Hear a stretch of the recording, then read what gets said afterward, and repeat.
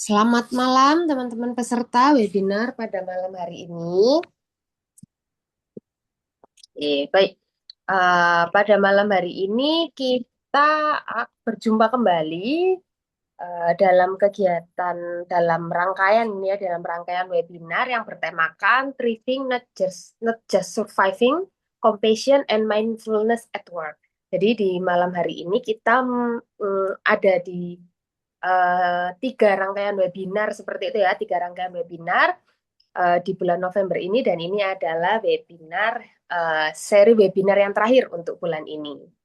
Nah, di mana rangkaian webinar ini adalah hasil kolaborasi antara KCI Training and Consulting dengan Arayu. Nah, di mana Arayu ini merupakan sebuah komunitas yang aktif dalam kegiatan dalam kegiatan mental health dan juga self growth. Seperti itu. Lalu sebelumnya perkenalkan terlebih dahulu, nama saya Merin selaku MC pada malam hari ini. Nah, di dua pertemuan sebelumnya itu kita sudah membahas terkait dengan bagaimana compassion atau kasih sayang itu bisa membuat lingkungan kerja itu bisa menjadi lebih baik, bisa menjadi lebih sehat seperti itu. Nah, selain itu kita juga membahas terkait dengan bagaimana menumbuhkan sense of belonging terhadap perusahaan sehingga terbentuknya rasa empati gitu ya, dan juga tujuan dalam bekerja. Jadi ibaratnya kalau kita bekerja itu tidak hanya datang mengerjakan tugas lalu setelah itu selesai begitu. Nah, tapi juga kita itu jadi punya rasa untuk untuk tumbuh, untuk berkembang bersama perusahaan yang menjadi lahan kita untuk mencari nafkah seperti itu. Nah, untuk uh, webinar malam ini itu ada topiknya terkait dengan how mindfulness help you, how mindfulness help your work and life better. Jadi ini kan ada kata mindfulness gitu ya. Mungkin untuk teman-teman di sini yang tidak berasal dari background psikologi itu uh, masih asing gitu ya, merasa asing dengan kata mindfulness. Mindfulness ini apa sih sebenarnya seperti itu. Nah, kalau kita lihat kan mindfulness ini kayak terdiri dari dua kata gitu ya, ada mind, ada full gitu ya. Apa ini maksudnya? Mind itu kan pikiran ya, full itu berarti penuh. Maksudnya ini apa? Pikiran penuh, penuh pikiran gitu ya, atau pikirannya penuh karena angsuran gitu ya. Enggak, bukan seperti itu ya teman-teman. Itu tadi saya ngarang aja gitu. Jadi daripada saya menyesatkan teman-teman di sini semakin jauh gitu ya. Nah, di sini kita akan ada sudah hadir gitu ya pembicara yang memang sudah paham terkait dengan mindfulness ini seperti apa dan bagaimana mindfulness ini bisa kita terapkan di dalam keseharian kita seperti itu. Nah, malam hari ini di sini sudah ada Kak Re selaku narasumber kita. Nah, Kak Ray ini merupakan seorang well-being practitioner. Beliau juga berpengalaman sebagai outreach marketer di Liverpool John Moores University, serta beliau itu juga tersertifikasi sebagai hipnoterapis dan juga konselor. Selamat malam, Kak Ray. Halo, malam semuanya. Oke, Kak Ray, gimana kabarnya malam hari ini, Kak? Alhamdulillah, luar biasa. Nah, Ini ini walaupun ini kabarnya. kan hawa-hawanya udah Sabtu nih Kak Ri. Hari ini kan hari Sekarang ini kan sudah Jumat ya, sudah masuk ke weekend nih, tapi kita harus tetap semangat gitu ya dalam menambah ilmu kita gitu. Oke. Kak Re, topik malam ini itu kan tadi ya seperti yang saya sampaikan ya, itu adalah bagaimana mindfulness ini bisa membuat pekerjaan dan hidup kita itu lebih baik lagi gitu ya, lebih positif seperti itu. Nah, mungkin di sini sepertinya tuh peserta sudah mulai penasaran gitu ya, apa sih mindful itu tadi ya? Kan tadi kalau saya menjelaskan itu karangan semata gitu kan. Nah, mindfulness ini sendiri seperti apa sih kerjanya gitu. Nah, silakan Kak Re untuk bisa membagikan ilmunya. Boleh. Merin boleh bantu share screen ya? Baik, Kak Re. Ini saya proses share screen.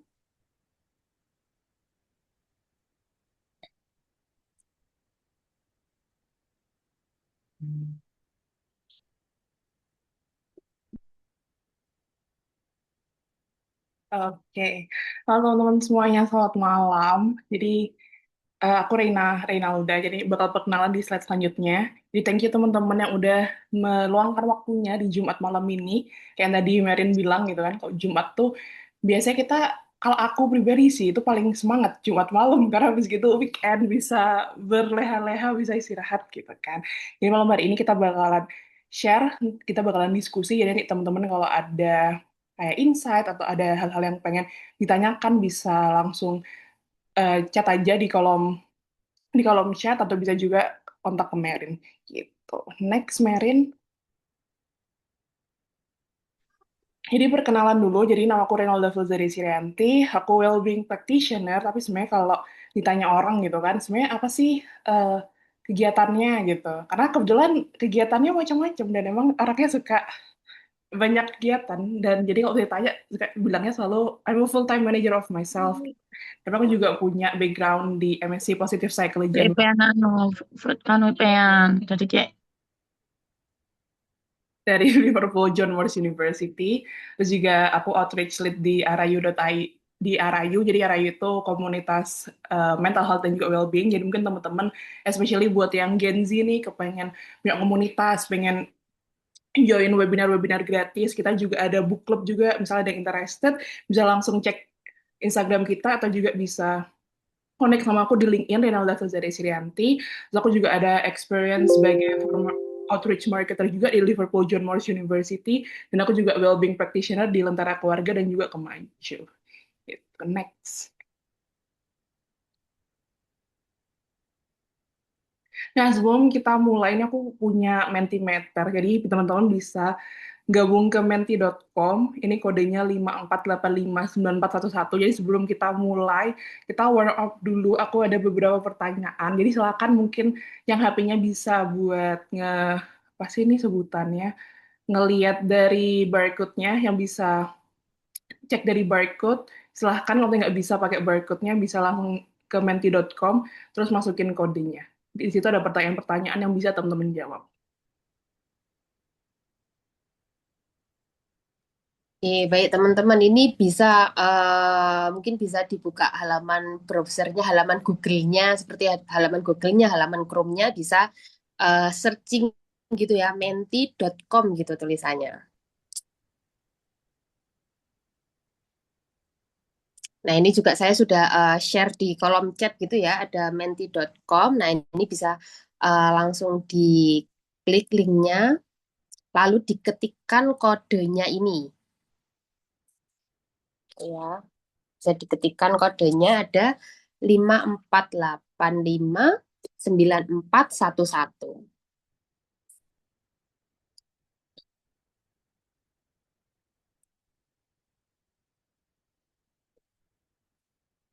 Ini saya juga mau ikut ngisi, Reni.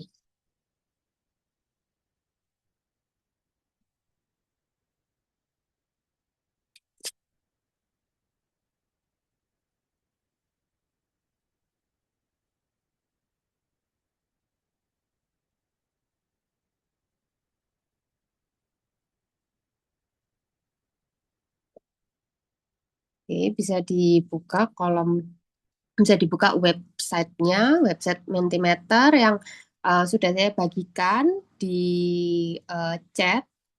Nah, lalu masukkan kodenya ini dan bisa menjawab eh, pertanyaannya.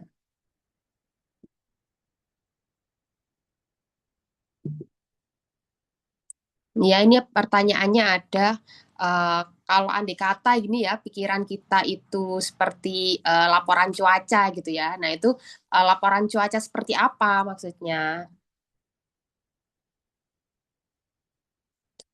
Oke, yang sudah mengisi bisa di keep dulu, di hold dulu.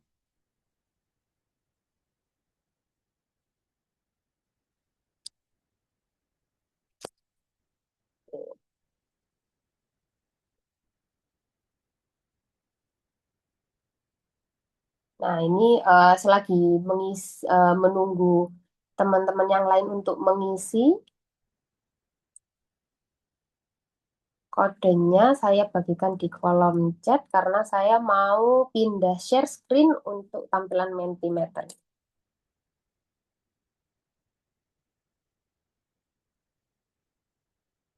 Wah, ini sudah ada yang ngisi nih, udah rame nih.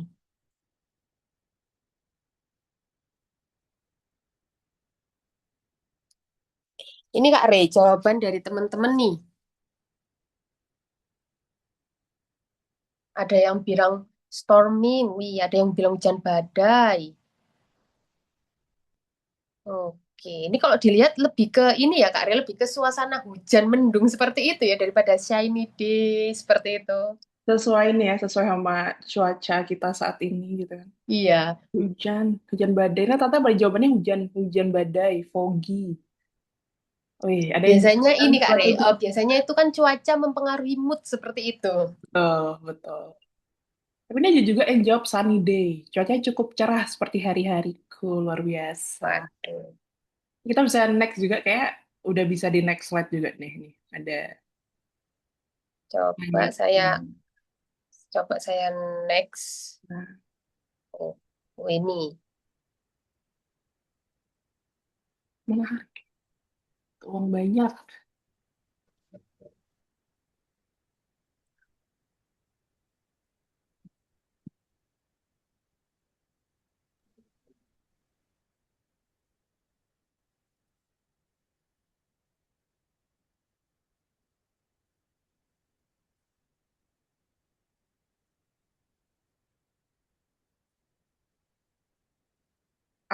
Ini ada juga yang jawab saat bersyukur, istirahat, butuh uang banyak gimana caranya. Ini aku juga pengen tahu sih ini biar caranya dapat uang banyak gimana. Mungkin teman-teman lain ada info bisa kontak saya ya. Nggak tentu tapi kadang panas, kadang hujan tapi masih aman. Saat bersyukur, wah menarik ini jawabannya. Saat hati tenang, Masya Allah.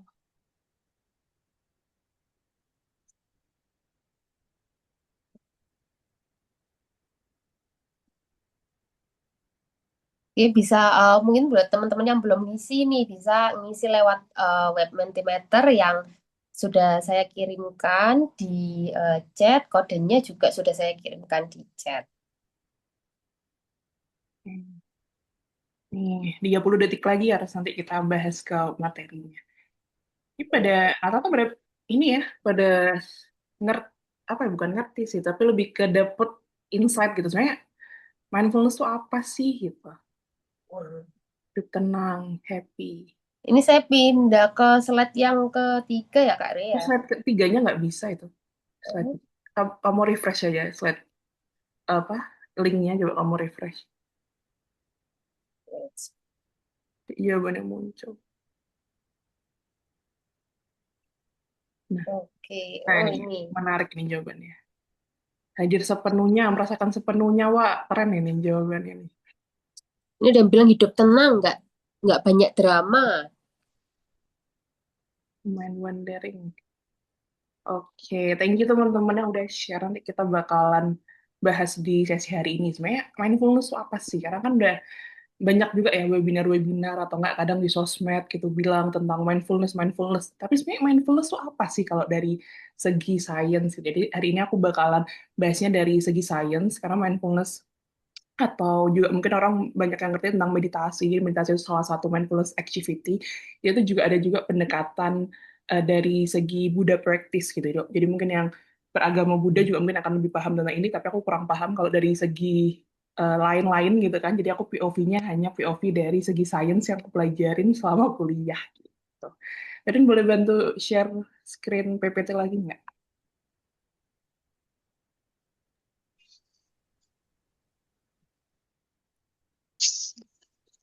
Oke, sebenarnya sebelum ini ya, sebelum aku mulai, ini penting juga nih buat kita let's understand our brain gitu. Jadi otak manusia itu ya teman-teman, ukuran itu kan cuman dua kepal tangan kita ini cuma segini nih otaknya manusia. Dan otak kita itu didesain sama Tuhan, didesain dari pusatnya itu tuh nggak didesain untuk happiness. Jadi kita tuh nggak di jadi otak kita diciptakan oleh Tuhan nggak didesain untuk kita selalu merasa happy, kita selalu merasa joyful, merasa aman, damai, sejahtera. Tapi justru otak kita didesain untuk survival.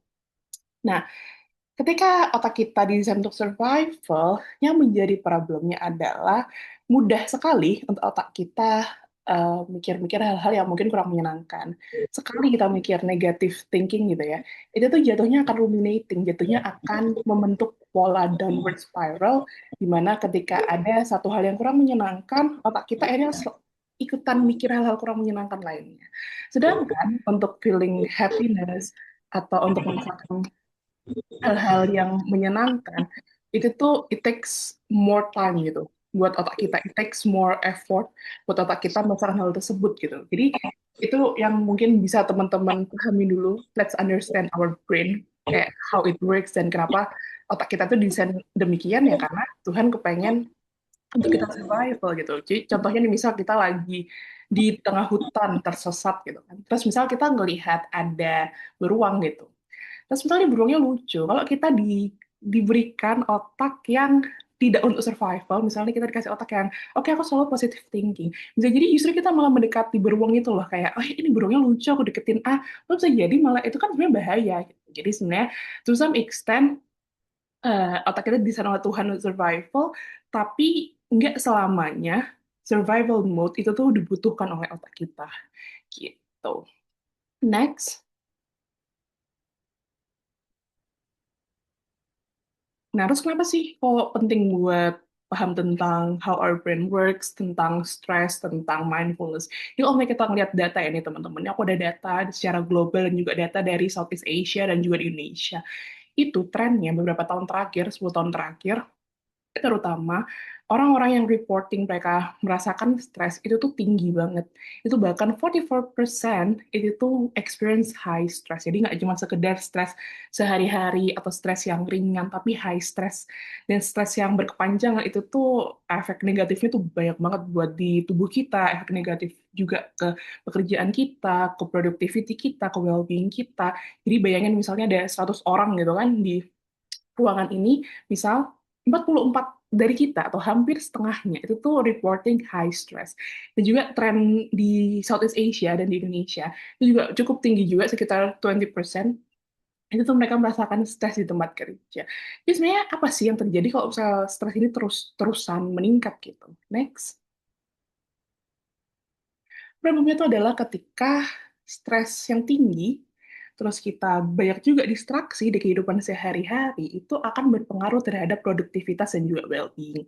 Jadi sebenarnya namanya hidup ya, kita nggak bisa yang tiba-tiba menghindar dari stres gitu. Namanya hidup ya, it's life gitu. Akan banyak hal-hal yang kita nggak nyaman, akan banyak hal-hal yang mungkin kita sebenarnya nggak pengen tuh kita hadapin, atau mungkin hal-hal yang bikin kita stres. It's inevitable, itu sesuatu yang tidak bisa kita hindari. Akan tetapi ketika ditambah dengan distraksi, itu tuh akan memperburuk keadaan, itu akan berpengaruh ke produktivitas kita, ke well-being kita, dan juga mungkin zaman sekarang gitu ya, aku ngeliat kadang Gen Z itu terutama, itu tuh lagi cukup tren juga tuh yang kayak misal eh, bangga dalam tanda kutip kalau oh aku hari ini lembur, oh aku weekend tetap kerja dan lain sebagainya gitu. Akhirnya diromantisasi. Padahal sebenarnya nggak perlu kok kita romantisasi. Stres itu nggak keren, nggak keren untuk kita merasakan stres karena seharusnya hidup kita biar happy ya. We don't really experience lot of stress gitu di kehidupan kita sehari-hari. Terus juga dampaknya banyak juga employee, banyak juga karyawan yang mereka tuh reporting, akhirnya mereka ketika stresnya udah terlalu tinggi, mereka jadi sulit fokus, mereka jadi sulit melakukan kerjaan sehari-hari, mereka jadi lebih gampang untuk disasosiasi, atau misalnya kadang diajak ngomong nggak nyambung, atau misalnya disuruh bikin decision making, tapi "Aduh, aku nggak bisa mikir, aku nggak tahu nih aku harus apa." Dan juga akan banyak juga constant mental overload gitu kan. Jika karena sebenarnya kehidupan kita sehari-hari ya, kehidupan manusia sehari-hari itu tuh sudah banyak sekali stres yang sama sekali kita tidak bisa hindari, stres yang di luar kontrol kita, kayak contoh dari stres lingkungan, tingginya polusi, kemacetan, terus mungkin juga banyak polusi-polusi suara dan juga mungkin polusi visual. Kalau kita mungkin lihat di jalan tuh banyak kayak banner-banner apa lagi pemilu kan banyak banner partai dan lain sebagainya. Itu tuh bisa bikin stres loh ke otak kita karena itu terlalu banyak informasi, terlalu banyak hal yang akhirnya kita lihat, it's overload, it's too much for our brain gitu. Next. Nah, terus apakah stres ini always bad? Jawabannya adalah belum tentu. Jadi justru kadang beberapa stres itu perlu kita rasakan, perlu kita hadapi, dan perlu untuk kita navigasi gitu. Akan tetapi nggak semua stres itu sama. Next. Jadi mungkin instead of kita mengkategorisasikan stres sebagai sesuatu yang baik atau sebagai sesuatu yang buruk, kita tuh bisa memahami stres itu sebagai sesuatu yang adaptif atau yang maladaptif. Apa sih itu kayak apa sih? Kok ada stres ini ada yang adaptif dan ada yang maladaptif gitu. Jadi stres yang adaptif tuh stres-stres yang akhirnya bikin kita jadi lebih produktif atau bikin kita jadi lebih semangat atau mungkin bahkan stres yang ngebantu untuk promote positive emotions. Contohnya sebutannya tuh eustress ya atau happy stress. Jadi contoh nih orang-orang yang lagi nyiapin wedding atau misal mereka-mereka yang lagi mau nyiapin ujian kelulusan misalnya, itu kan mereka stresnya cukup tinggi ya. Tapi ketika mereka akhirnya they can do it, ketika akhirnya mereka bisa melalui itu, akhirnya mereka happy. Tapi ada juga stres-stres yang justru bikin maladaptif atau stres yang akhirnya mereka nggak bisa toleransi dan akhirnya malah menjadi buruk di diri mereka atau menjadi banyak yang dampak-dampak yang kurang menyenangkan. Contoh misal stres karena keuangan yang akhirnya misal terjerat pinjol terus mungkin sampai akhirnya berpengaruh terhadap relasi mereka ke orang sekitar dan lain sebagainya. Jadi mungkin bisa teman-teman pahami kalau kita melihat stres itu nggak sesimpel ini tuh stresnya baik apa buruk, tapi apakah stres ini tuh adaptif atau maladaptif gitu. Dan juga stres itu sangat-sangat subjektif ya teman-teman. Jadi toleransi terhadap stres itu sangat berbeda tiap orang. Jadi ada si A, ada si B. Jadi mereka menghadapi hal yang sama, menghadapi problem yang sama, menghadapi sumber stres yang sama, tapi cara mereka melihat stres tersebut, cara mereka relate terhadap stres tersebut, itu yang akhirnya penting, atau biasanya kita sebut sebagai coping. Ini misalnya ada si A dan si B gitu. Mereka lagi kerja di tim yang sama. Terus si bosnya tiba-tiba dadakan nyuruh, oh besok sudah harus kelar laporan 100 halaman gitu misal. Si A sangat termotivasi, wah kapan lagi nih bikin laporan 100 halaman dalam sehari. Wah ini kalau kelar aku pasti keren gitu, mungkin gitu kan. Tapi si B justru kayak, wah ini bosku kok gini ya, nggak sopan, dan lain sebagainya gitu. Nah, apa sih yang menjadikan stres itu akhirnya toleransi berbeda-beda terhadap tiap orang ya karena perbedaan experience, perbedaan culture, perbedaan personality juga ada beberapa orang tuh yang emang dari segi personality dan juga dari segi genetik gitu itu mereka emang lebih tahan banting terhadap stres. Tapi ada juga orang-orang yang mungkin dari kayak senyawa di otak dan lain sebagainya itu emang mereka kurang mungkin tahan banting terhadap stres gitu. Jadi makanya penting juga untuk kita tahu copingnya kita. Next. Nah, ini ada stress coping ini sangat-sangat akademik sih, jadi nggak perlu dilihat tabelnya. Tapi intinya sebenarnya stress coping itu atau coping mekanisme atau mekanisme coping terhadap stres itu bisa dibagi sebagai emotion focus atau problem focus atau juga ada yang kadang tuh avoidance. Avoidance tuh lari gitu ya dari masalah misalnya, oh aku dikasih problem aku nggak mau tahu, aku running away from it gitu. Ada juga yang um, fokus ke dari segi emotion. Oke, aku mau curhat aja ke temanku so I feel better dan juga yang akhirnya dia olahraga dan lain sebagainya. Dan juga yang problem fokus atau fokus ke problemnya. Jadi gimana nih caranya aku menyelesaikan masalah ini supaya stresku berkurang. Nah, biasanya rata-rata kebanyakan manusia kayak tuh we use a mix of both. Jadi kita juga ya emotion fokus, ya problem fokus. Namun yang penting kita lihat tuh whether itu tuh konstruktif atau unkonstruktif. Jadi apakah coping ini tuh coping yang justru bermanfaat apa justru yang tidak bermanfaat. Contohnya apa yang bermanfaat itu ada misalnya kita lagi stres kita olahraga, tapi ketika olahraga berlebihan yang sampai akhirnya sakit justru malah jadinya tidak bermanfaat gitu kan. Atau enggak misal nih ada juga yang misal lagi stres malah justru misalnya perilaku minum alkohol yang berlebihan atau abuse obat dan lain sebagainya itu kan justru menjadi coping stress yang kurang baik. Gitu. Next. Nah, terus sekarang baru nih kita bahas tentang mindfulness. Kenapa sih kok aku harus mengangkat topik dari stres dulu? Kenapa kok aku harus mengangkat dari sebuah masalah dulu? Jadi biar teman-teman tahu gitu, kenapa sih mindfulness ini bisa menjadi salah satu tools. Aku nggak bilang ini tools paling bagus atau tools yang paling eh, bermanfaat dan lain sebagainya. Tapi mindfulness itu salah satu tools yang cukup doable, salah satu tools yang bisa teman-teman lakukan sehari-hari dan bisa menjadi kayak oke nih, karena hidup itu tidak mudah, karena hidup itu emang banyak hal-hal yang mungkin di luar kendali kita, it's okay. Tapi aku tahu apa yang bisa aku lakukan ketika aku menghadapi hal-hal yang kurang nyaman ini. Nah, salah satunya mindfulness sebagai salah satu tools yang bisa teman-teman gunakan. Jadi ini tuh sebagai emotion focus constructive coping strategy. Next. Nah, mungkin juga sebelumnya teman-teman mungkin banyak yang relate gitu kan sama hal ini kayak, aduh aku sehari-hari pusing atau kayak, oh kadang sehari-hari tuh kerja dari pagi sampai sore sampai aku tuh lupa kapan terakhir makan, kapan aku minum air, kapan aku pipis dan lain sebagainya. Atau mungkin teman-teman ngerasa kayak aduh aku lagi ngerjain satu hal tapi kok aku kepikiran hal lain ya aduh jadi nggak fokus nggak tahu nih mana yang harus aku lakukan dulu gitu dan itu sebenarnya salah satu contoh ketika kita tidak mindful atau ketika kita sedang mindless atau autopilot. Nah, mindfulness itu tuh akan ngebantu kita yang awalnya kita mindless, yang awalnya kita autopilot, itu tuh shift into intentional awareness atau ketika kita sadar, kita aware terhadap apa yang sedang kita kerjakan ketika kita aware terhadap lingkungannya kita gitu. Next, ini salah satu quotes yang itu bukan quotes sih, ini salah satu kayak realita gitu kan kayak kita sebagai manusia we live so much in our heads that we forget to be in the moment dan itu kayak bener banget. Aku selalu bilang ke semua klienku ke orang-orang sekitarku kayak please please please please take care of your brain, take care of your mental health. Kenapa?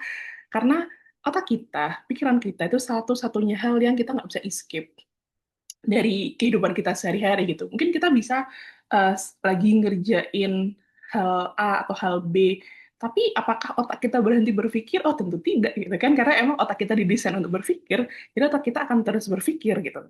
Tapi teman-teman ketika we don't take care of it, dampaknya tuh banyak banget dampak dari um, mental health, karena mungkin juga akhir-akhir ini kita mungkin sering gitu ya ngeliat kayak kasus-kasus mental health issues dan lain sebagainya.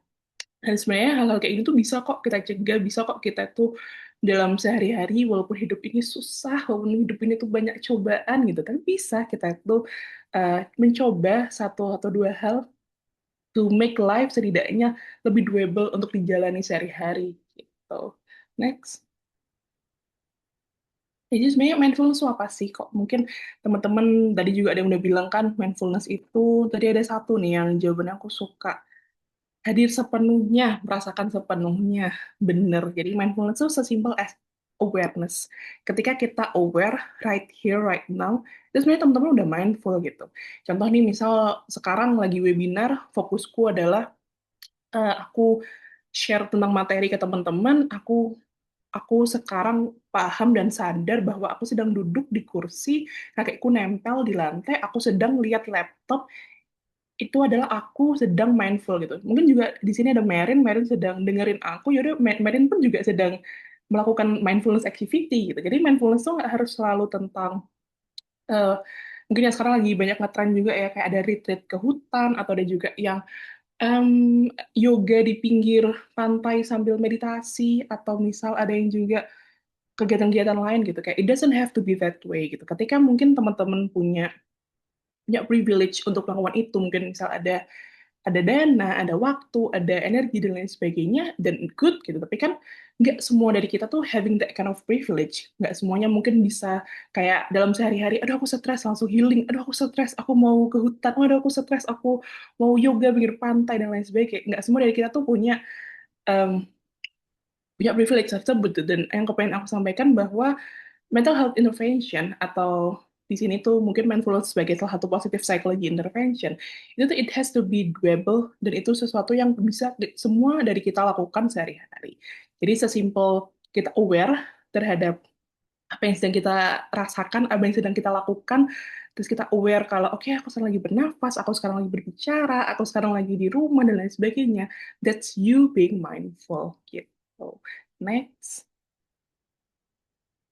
Nah, terus kenapa sih kok mindfulness ini penting banget? Jadi mungkin yang dari sebelumnya udah aku sampaikan gitu kan, di kehidupan yang dar der dor gitu kayak banyak hal gitu kan, itu tuh ngebantu kita untuk pertama ini risetnya udah baik banget gitu kan, ketika we're being mindful dan kita day to day tuh banyak melakukan mindfulness activities. Kalau kita lihat dari um, scan otak, itu tuh berpengaruh ke hipokampusnya kita, berpengaruh ke amigdalanya kita, berpengaruh ke banyak bagian lain di otaknya kita. Dan mindfulness tuh juga bisa ngebantu untuk mengurangi stres, bisa bikin kita lebih fokus karena kan kita do one thing at a time, nggak yang langsung semua hal dilakukan bersamaan. Terus juga bisa meningkatkan job satisfaction, terus juga membantu meningkatkan emotional resilience, dan juga ini penting nih tentang mind and body connection. Kadang-kadang kita tuh kayak suka ngerasa, kok badanku sakitnya di sini, kok badanku sakitnya di sini. Kadang itu tuh ada kaitannya sama otaknya kita, teman-teman. Jadi dengan kita lebih mindful, itu tuh bikin kita juga aware what's going on in our body.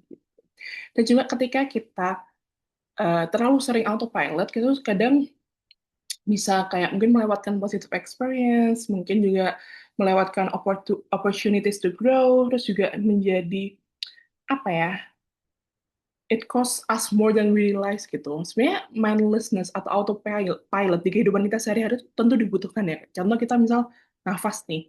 Kalau misal alhamdulillah kita nggak ada masalah pernafasan, ya kita nggak perlu yang selalu kayak terus kayak kita sehari-hari tuh sadar, oh ya oke aku tarik nafas, aku buang nafas. Kan kadang nggak gitu juga ya. Atau nggak misal kita lagi nyetir gitu kan, kalau misal harus oke aku mau rem gas kok sambil mikir kan agak bahaya juga gitu. Tapi poin aku di sini adalah ketika kita bisa melakukan mindfulness activity, ketika kita bisa mindful, kita bisa aware sama apa yang kita lakukan, do that karena itu bagus buat otak kita, bagus buat diri kita gitu. Next.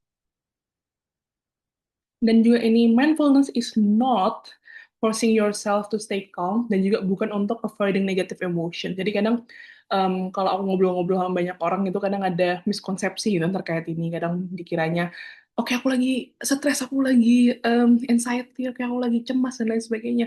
Oke aku harus mindful, oke satu-satu, oke nggak apa-apa nggak apa-apa, we can do this, bla bla bla.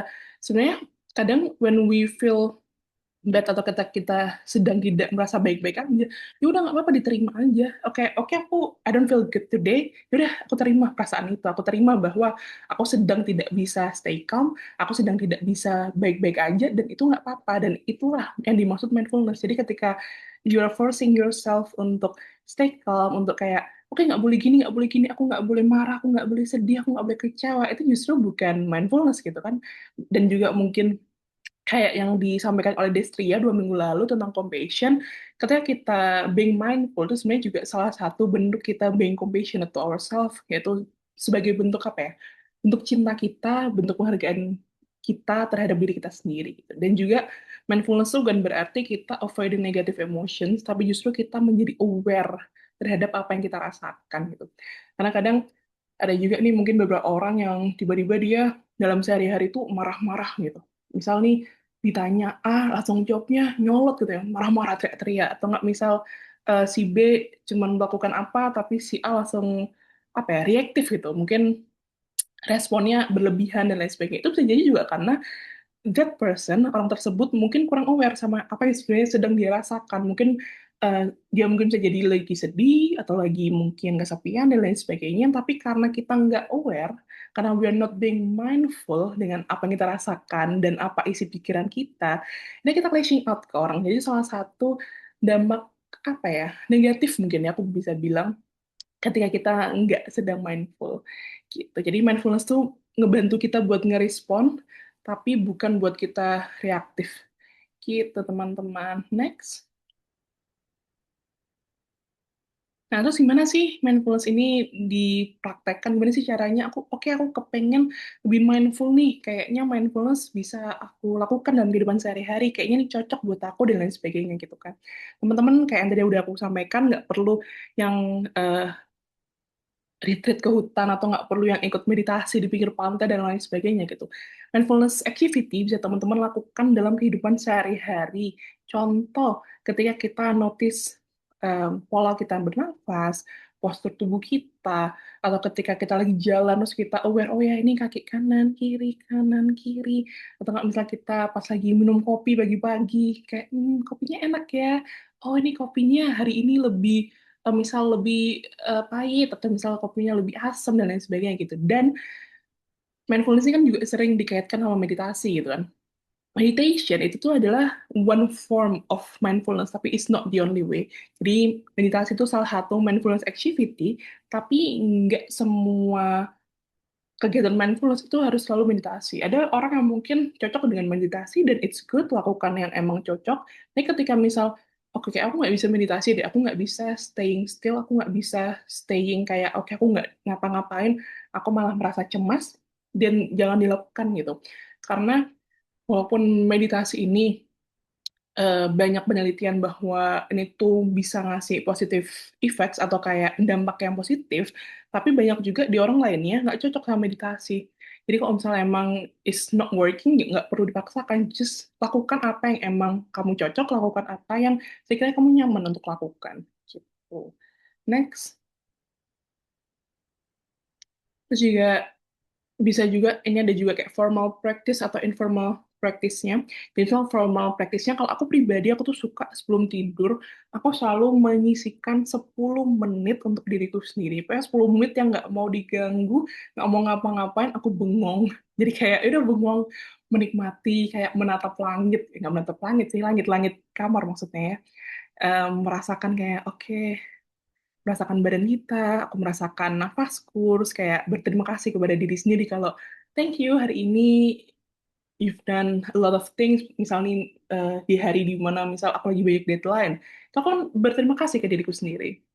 Dan di momen-momen itu tuh juga bisa kita mempraktekkan ini ya, apa, gratefulness-nya kita terhadap diri kita, atau nggak misal sambil berdoa, terima kasih ke Tuhan dan lain sebagainya. Tapi kalau misal teman-teman nggak pengen yang formal nih, aduh kayak nggak cocok deh yang formal-formal, kayak geli deh kalau ngomong-ngomong kayak gitu, itu bisa juga informal, kayak use it when you need it. Jadi misal nih pas sebelum buka laptop, kayak aku mau nafas dulu ah, atau nggak misal dari satu meeting ke meeting lainnya, aduh kayak aku mau duduk dulu, bengong bentar, terus baru lanjut dan lain sebagainya. Atau juga bisa teman-teman dari day to day habits gitu. Tadi kan aku ngasih contohnya jalan, pas jalan kaki dan lain sebagainya. Tapi juga bisa pas kita lagi gosok gigi, lagi cuci muka. Ya udah cuci muka tuh sambil yang kayak hari ini biar ya Allah Bismillah ini cantik atau misal pas lagi make upan sambil tap tap foundation gitu misalkan.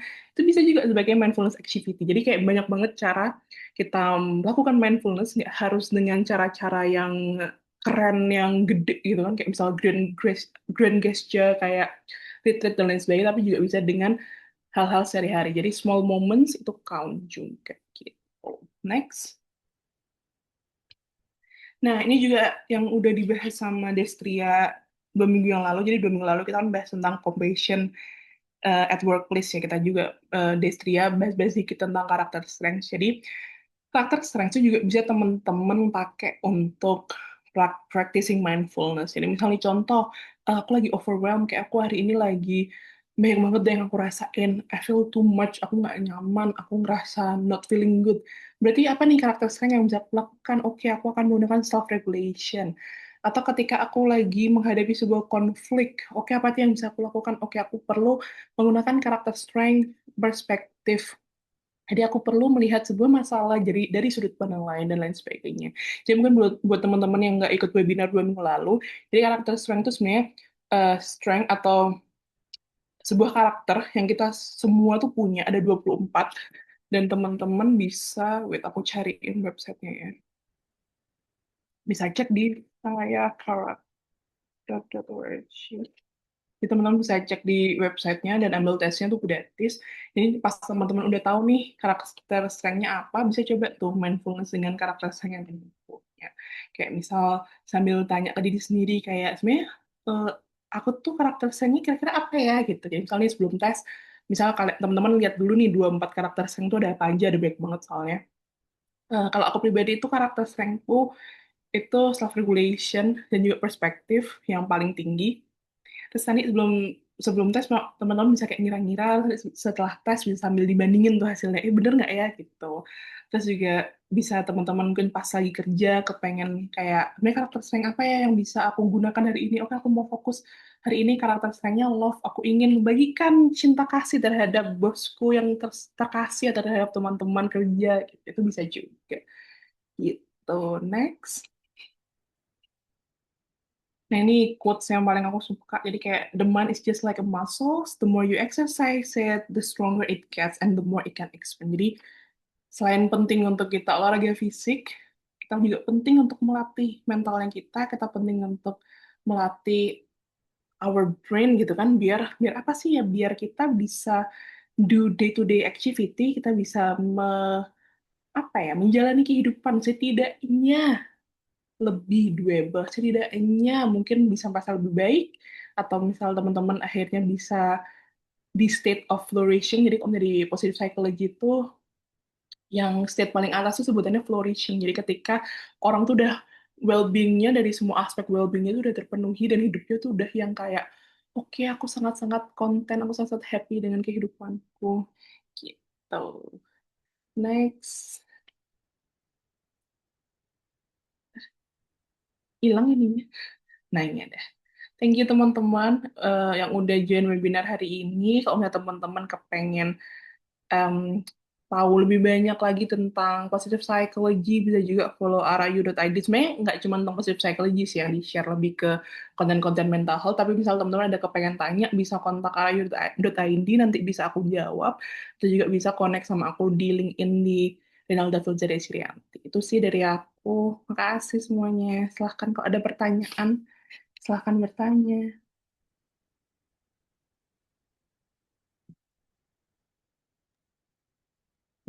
Baik, menarik banget nih Kak Rey tentang mindfulness. Baik. Teman-teman, kalau ada pertanyaan bisa langsung ditanyakan lewat kolom chat. Nanti akan saya bacakan. Seperti itu. Oke, eh, ini sudah muncul nih, ada yang bertanya nih Kak Rey. Oke. Pertanyaan yang panjang nih. Ntar Wah, aku ini ada buka. beberapa pertanyaan nih. Kayaknya menarik banget nih topiknya Kak Rey. Ini ada dari Kak Oke. Mufti Kusumo gitu ya. Nah, ini kan tadi Kak Ari kan menyampaikan nih kalau otak itu dicetak untuk survival gitu ya. Tapi sebenarnya nggak apa ya, mode survival ini nggak apa ya, nggak selalu dibutuhkan gitu kan, nggak selamanya dibutuhkan gitu. Tapi gini, ini pertanyaan adalah apakah adaptasi terhadap lingkungan kerja itu juga termasuk peran survival mode otak? Oke, Kak Ira, itu mungkin bisa dijawab dulu, nanti kita Oke. bacakan lagi Aku, pertanyaan ini berikutnya. pertanyaan ada 4 ini. Ini luar biasa. Terima kasih loh, Iya. Iku semua sudah mendengarkan saya ngomong dari awal sampai akhir. Aku seneng deh. Thank you pertanyaannya. Jadi tentang, jadi kan otak kita didesain sama Tuhan untuk survival, tapi nggak sama itu dibutuhkan. Betul. Apakah adaptasi terhadap lingkungan kerja juga termasuk peran survival mode otak? Sebenarnya, em, aku nggak punya definite answer ya. Maksudnya bisa jadi, jawabanku adalah bisa jadi itu juga sebagai peran survival mode-nya otak, karena mungkin em, nggak cuman gimana ya ngomongnya. Mungkin banyak teman-teman tuh yang merasakan, aduh, aku tuh nggak suka sama kerjaanku, tapi aku butuh duitnya. Then it can be survival as well gitu. Apalagi di zaman sekarang di mana mencari kerja tuh susah, tapi kita juga masih butuh duit untuk hidup sehari-hari, ya bisa jadi itu juga sebagai survival mode-nya kita gitu. Cuman kan mungkin jangan sampai kita tuh jadi burn out gitu. Ketika kita sadar, oke, kayak aku lagi stresku berlebihan deh. Aku kayak lagi pusing banget. Aku kayak sampai nggak bisa tidur, sampai nggak enak makan, atau misal aku justru stress eating, atau aku jadi kok sensitif ya, temanku ngomong aku jadi baper, temen ngomong B kok aku baper, kok aku jadi kesel sama semua orang. Nah, bisa jadi kita sudah terlalu dalam survival moodnya kita, plus terlalu stresnya terlalu tinggi, plus distraksinya terlalu banyak. Nah, itu bisa berarti teman-teman menggunakan coba journaling gitu. Journaling juga salah satu mindfulness activities. Journaling kayak kenapa ya, apa sih yang sebenarnya terjadi sama diriku, aku kenapa ya kok gini, aku kenapa ya kalau gitu.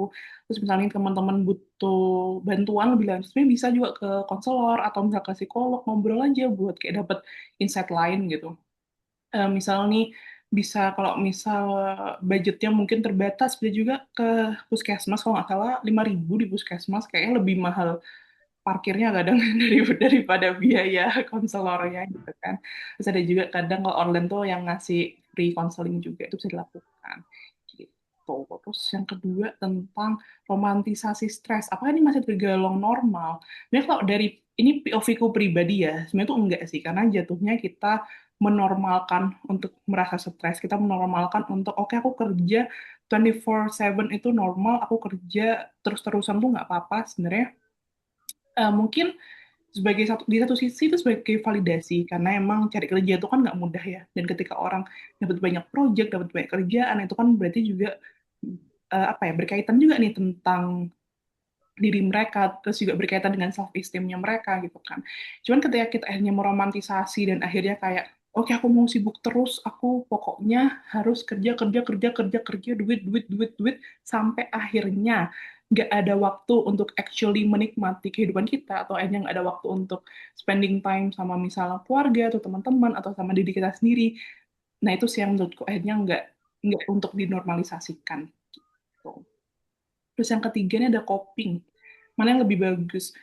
Sebenarnya sebenarnya ini sih tergantung stresnya apa dulu sih, dan maksudnya coping emotion atau problem fokusnya itu yang seperti apa yang kita lakukan. Tapi biasanya kita use yang mix, as long as itu tuh konstruktif, as long as coping yang kita lakukan itu akhirnya ngebantu kita untuk menyelesaikan masalah tersebut, then it's fine gitu. Misalnya ada juga yang secara emotion fokusnya copingnya marah-marah gitu kan, atau kalau sebutannya itu kegiatan katarsis gitu. Kita marah-marah, kita misuh-misuh gitu, misalnya lagi apa ya, ngetren akhir-akhir itu adalah marah ke pemerintah contohnya. Ya nggak apa-apa, marah aja gitu. Kita juga punya hak kok untuk bersuara, untuk menyatakan apa sih yang sedang kita rasakan.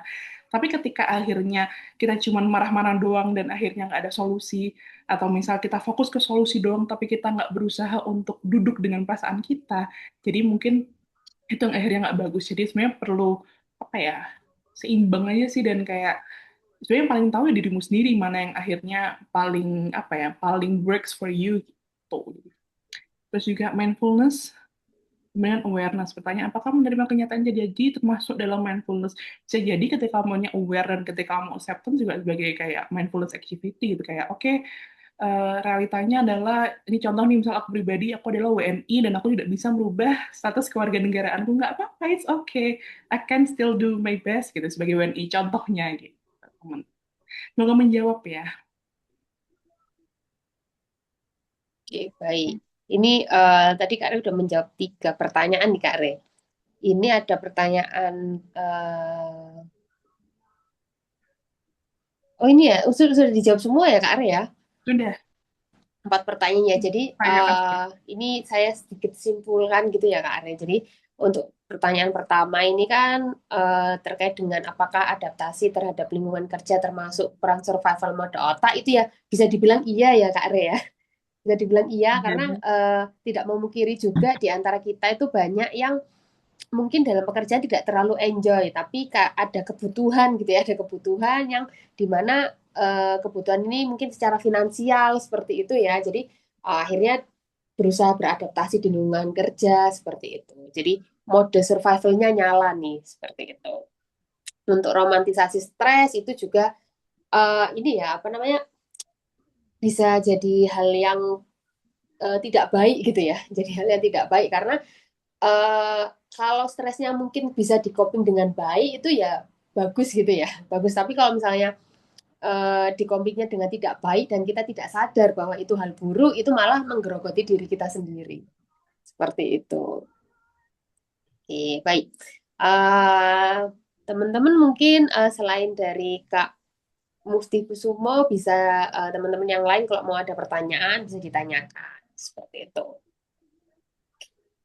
Oke, baik. Oh, ini ada Kak Hasna tanya nih Kak Rey.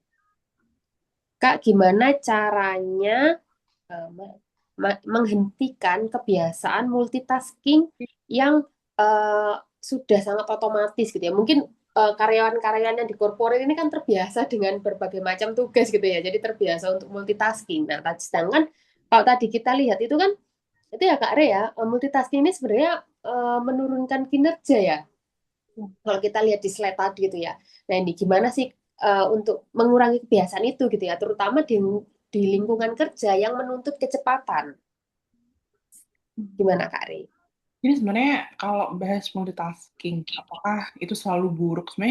Sebenarnya nggak juga sih. Kadang itu dibutuhkan, misalnya ibu-ibu yang misal ngurus anak sendirian, kadang harus sambil gendong anak sambil masak dan lain sebagainya. Itu sebenarnya ya kadang ada situasi di mana kita nggak bisa memilih untuk oke aku mau mindful, oke aku nggak mau multitasking. Kadang sometimes kita nggak bisa memilih gitu. Tapi mungkin kalau di lingkungan kerja itu tergantung juga. Maksudnya kayak segala pertanyaan kalau berhubungan sama psikologi itu jawabannya tergantung gitu. Kayak itu tergantung kerjaannya apa dan lain sebagainya. Tapi misal ini sesuatu yang masih punya deadline yang masuk akal atau misal masih bisa dilakukan secara dalam rentang waktu yang doable, itu bisa bikin kayak semacam micro focus gitu loh. Jadi misal nih, oke aku mau ngelakuin hal ini selama 10 menit, aku fokus ke ini, aku pasang timer, udah fokus nggak buka-buka yang lain, nggak ngelakuin yang lain, aku fokus ngelakuin hal itu. Udah kelar hal lain yang lainnya dan gitu seterusnya.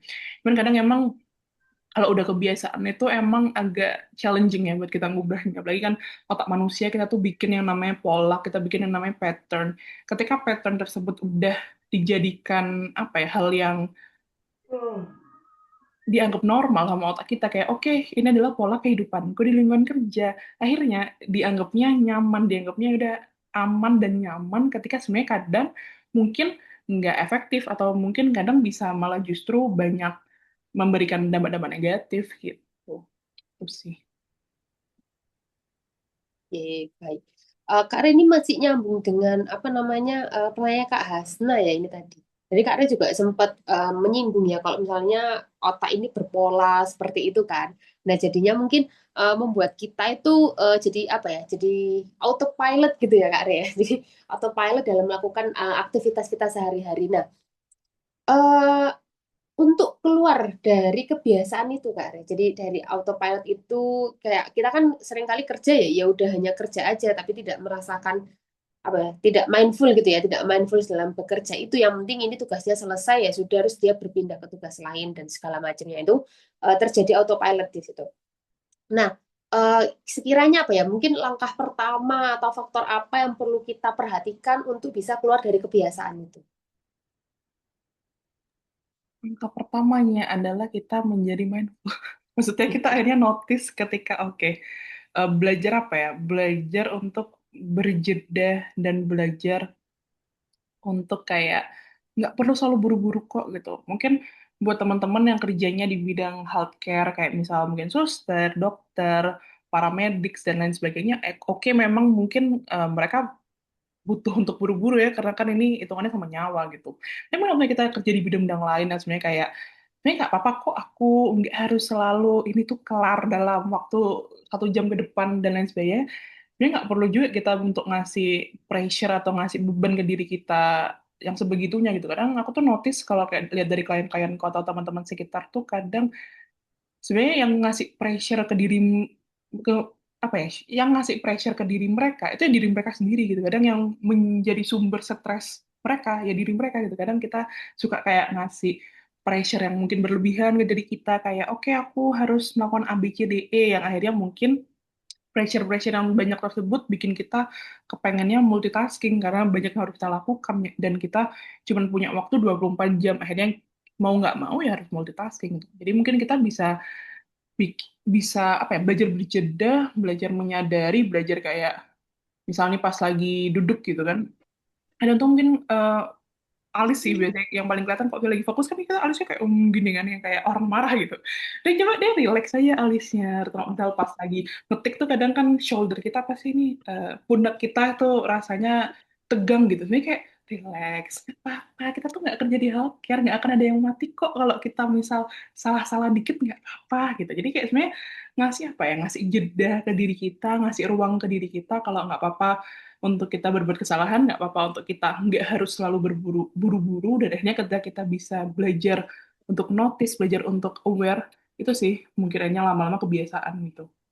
Adanya jatuhnya malah kayak jadi apa ya, otomatis aja gitu untuk lebih mindful kayak oke, one thing at a time. Mungkin juga kadang ada yang nanya ke aku kayak, oh berarti kalau kita lagi mindfulness, kita jadi lebih lama dong ngelakuin suatu hal karena ini kita harus pelan-pelan. Tapi nggak juga. Jadi mindfulness tuh nggak tentang speed ya teman-teman. Teman-teman tetap bisa kok lari dan itu disebut sebagai mindfulness activity gitu. Katanya kamu fokus terhadap larimu, kamu fokus terhadap hentakan kakimu di tanah, ya itu kamu being mindful. Jadi kayak mindfulness nggak ada kaitannya sama speed. Oh, gitu sih. Oh, Semoga menjawab ya. oh. Jadi intinya sebenarnya ya kita harus apa ya, sadar dulu ya Kak Ira ya, sadar dulu dengan diri kita gitu, aware tentang diri kita, baru kita bisa mulai menerapkan pelan-pelan gitu ya. Jadi ibaratnya kalau mengerjakan sesuatu tuh jangan apa ya, jangan selalu merasa diburu-buru gitu ya. Benar. Oke. Oke, sebelum saya lanjut ke pertanyaan berikutnya nih Kak Re, ini sudah ada list pertanyaan lagi. Untuk teman-teman yang sudah hadir, ini saya baru saja mengirimkan link absensi gitu ya. Link absensi bisa diisi link absensinya untuk mendapatkan e-certificate. Jadi sertifikatnya ini kita bagikan setelah mengisi link absen ini. Jadi setelah mengisi link absen, beberapa waktu bisa dicek emailnya. Nah di emailnya itu nanti akan ada sertifikat yang kita bagikan seperti itu. Oke. Eh, Lalu ini saya bacakan lagi pertanyaan berikutnya. Ini ada dari Kak Mufti Kusumo lagi, Kak Arif. Jadi, gimana kita bisa grounded saat overthinking? Dan apakah mindfulness itu efektif untuk mengatasi kejenuhan dalam bekerja? Ya, aku jawab pertanyaan yang pertama ya, kayak bisa nggak sih kita gerak apa tadi, grounded saat lagi overthinking? Sebenarnya jawabannya bisa-bisa aja gitu, bisa. Kalau yang mau paling cepet nih ya, teman-teman bisa. Memang kalau kita lagi overthinking kan otak kita ini lagi kemana-mana ya, nggak bisa fokus ke satu hal. Itu bisa nyiapin ada permen tuh yang super asem, terus kamu makan. Udah otakmu langsung lupa semuanya dan akan fokus ke permen itu aja. Itu mungkin buat teman-teman mungkin yang sering cemas atau sering overthink, ini salah satu hal yang aku tahu ada beberapa temenku tuh yang it works for them gitu. Jadi mereka bawa permen yang super duper kecut banget, aku nggak tahu itu merek apa. Dan tuh ketika mereka lagi cemas, tuh dia langsung mereka makan. Jadi pas lagi fokusnya kemana-mana, akhirnya otaknya cuma fokus ke indera perasanya itu. Atau hal lain yang bisa teman-teman lakuin tuh ada namanya grounding teknik yang 5 4 3 2 1, itu yang 5 4 3 2 1. Jadi kita duduk, misalnya punya waktu gitu kan, misalnya punya waktu untuk misal ke toilet atau misal duduk di tempat yang mungkin sepi, itu bisa kita bikin kayak oke, kita cari 5 hal yang bisa kita lihat apa nih. Terus habis itu 4 hal yang bisa kita rasakan. Misalnya kita bisa meraba misal rambut kita, telinga, mata dan lain sebagainya. Terus kita bisa mencari 3 hal yang bisa kita dengar. Apa misalnya lagi di toilet ada suara orang flush atau mungkin ada suara orang kentut atau apa gitu, itu bisa kita cari. Terus misal two things you can smell, apa nih 2 hal yang bisa kita uh, rasakan, bisa kita cium aromanya, misalnya kita nyium parfum dan lain sebagainya. Atau nggak misal one thing you can taste. Jadi 5 4 3 2 1, tapi ini bisa bebas ya teman-teman. Misalnya mau yang 5 hal yang bisa teman-teman dengar atau enggak 4 hal yang bisa teman-teman rasa, itu bebas, kayak do what you can gitu. Cuman kalau aku sih saranin yang permen itu, aku tahu banyak, ya sebenarnya bukan saran juga ya, kayak ngasih ide gitu. Itu aku tahu banyak teman-teman itu yang cukup efektif punya permen ini, dan aku pribadi juga aku suka kayak carry things yang kayak misalnya permen atau kayak boneka-boneka yang ada teksturnya gitu, kecil. Kalau misalnya kita lagi cemas atau lagi anxiety itu bisa dipegang, jadi otak kita tuh nggak cuman apa ya, nggak fokus ke banyak hal lain, tapi udah cuman fokus ke satu hal itu gitu. gitu. Jadi bisa biar apa ya? Karena kan tadi aku bilang our brain itu untuk survival. Sekalinya kita merasa nggak nyaman, sekalinya ada negative thoughts itu jadinya downward spiral. Apa jadi spiraling? Akhirnya apa ya? Attracting another negative emotion gitu. Begitu. Terus habis itu, dan apakah mindfulness efektif untuk mengatasi kejenuhan dalam bekerja? Aku kurang tahu sih apakah efektif enggaknya dalam kejenuhan, karena kan maksudnya tergantung masing-masing orang gitu ya. Tapi sebenarnya kalau misal kita lagi jenuh, bisa kita do mindfulness activities, kayak misal lagi journaling, kita cari tahu sebenarnya jenuhnya nih kenapa sih? Apakah aku jenuhnya karena aku gini-gini aja, dan misal kerja tuh kayak, oke, 9 to 5, Monday to Friday, that's it. Tiap akhir bulan dapat uang, tapi aku nggak merasakan adanya self development, atau mungkin ketika bekerja aku merasa tidak dihargai, atau misalnya ketika bekerja kerjaanku ini kayak nggak meaningful deh buat aku. Jadi mungkin kita bisa cari tahu dulu nih kejenuhannya tuh karena apa ya, gitu. Semoga membantu ya. Terus ada juga ini selanjutnya. Jadi Ini jadi ya boleh silakan Merin di ya jadi Kak, ini menarik ya. Ini saya juga baru tahu nih yang terkait overthinking makan permen yang asem banget ini. Kayaknya saya tahu permennya tapi mereknya saya juga lupa ini. Iya, ada Gitu ya. permen asam atau permen yang apa tuh yang meletik-meletik yang bisa kayak Hmm. Kayak banyak. ada petasan di lidah Iya, gitu itu ya. itu bisa juga bisa Oh, disimpan. oke, Jadi oke. kayak Jadi ketika emergency dimakan aja. oke, jadi kalau overthinking, lagi overthinking itu kan otak kita nggak bisa apa ya berpikir satu hal gitu ya. Jadi kayak semuanya serempak gitu kan, berputar-putar. Jadi kita berusaha membuat diri kita fokus dengan apa ya, dengan sensorik gitu ya Kak Re ya, dengan sensor gitu ya. Dan sensornya pakai sensor lidah. Jadi ketika ngerasa ini kalau kalau kita makan apa namanya buah mangga yang masih belum matang itu kan kecutnya luar biasa gitu ya. Coba fokus sama rasa kecutnya itu aja gitu ya. Menarik nih Kak Rin. Saya noted buat berbagi ke teman saya kalau ada overthinking overthinking gitu. Nah, oke. Boleh. Baik, semoga menjawab Kak Mufti Kusumo. Nah, ini ada pertanyaan lagi Kak Re dari Kak Cici. Jadi tadi ini kan terkait dengan coping stress yang emotion. Jadi misal marah atau sedih gitu ya, kan kadang ada yang sampai mempengaruhi orang lain sehingga rekan kerjanya itu jadi ikut terbawa negatif vibes-nya. Gitu. Jadi kalau emosi yang dikeluarkan ini negatif gitu ya. Nah, apakah ada tips untuk kita membentengi diri agar tidak mudah terpengaruh dengan hal-hal negatif yang disebabkan oleh orang lain? Ini menarik pertanyaan. Ya sebenarnya karena kita kan manusia tuh adalah, kita tuh kan energi. Jadi kayak seluruh segala sesuatu di dunia ini kan energi, dan kita manusia adalah salah satu bentuk energi. Jadi sebenarnya bisa dipahami dan juga make sense kenapa ketika mungkin orang lain lagi going through something, atau misalnya kayak aduh nih vibes-nya lagi nggak enak, rasanya kita juga berasa nggak enak juga. Sebenarnya penting untuk kita membentengi diri kita, kayak kita ngasih tahu ke diri kita kayak itu bukan hal yang aku rasakan kok, ini emosinya dia, miliknya dia, bukan milik aku gitu. Terus juga akhirnya kita bisa sambil mungkin practice grounding teknik tadi yang aku bilang, jadi kayak atau nggak misalnya aduh grounding teknik kelamaan, udah nafas aja, nafas misal olah nafas 10 detik kayak tarik nafas, buang nafas sampai 10 detik, terus kayak oke, mungkin aku saat ini, kita juga bisa habis itu nge apa ya sebutannya, kayak ngasih nama apa yang kita rasakan, atau kita ngobrol ke diri sendiri bilang oke, aku lagi nggak nyaman karena ada orang lain yang sedang begini begitu dan aku nggak nyaman. Terus akhirnya kita kasih boundaries, kayak kasih batasan. Misal akhirnya kita bisa, misal lagi di ruang kerja, lagi di kantor, misal kita bisa ke toilet dulu, atau mungkin kita bisa ke ruangan lain dulu, atau misal kita bisa inilah minum kopi apa atau apa segala macam. Jadi kayak do what you can lah untuk apa ya, bisa keluar dari situasi itu misalkan bisa, tapi enggak pun perlu kita kayak apa ya, ngomong ke diri sendiri kalau ini tuh bukan emosi kita, dan ya udah gitu, aku merasa nggak nyaman ya karena ini ada di sekitarku dan aku ada di situasi tersebut, tapi it's not my emotion gitu.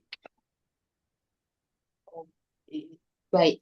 Jadi intinya kita harus ini ya Kak Re apa menyadari bahwa itu kan bukan bagian dari diri kita gitu ya, itu bagian dari orang lain. Jadi kalau orang lain mau misalnya mau marah, mau sedih atau mengeluarkan emosi negatifnya gitu ya, ya biarkan. Tapi itu kan emosi-emosi dia gitu. Jadi kita tidak perlu apa ya, tidak perlu ikut merasakan marah juga tanpa sebab gitu kan. Gitu. Jadi Betul. seperti itu Kak Cici, semoga menjawab gitu ya caranya.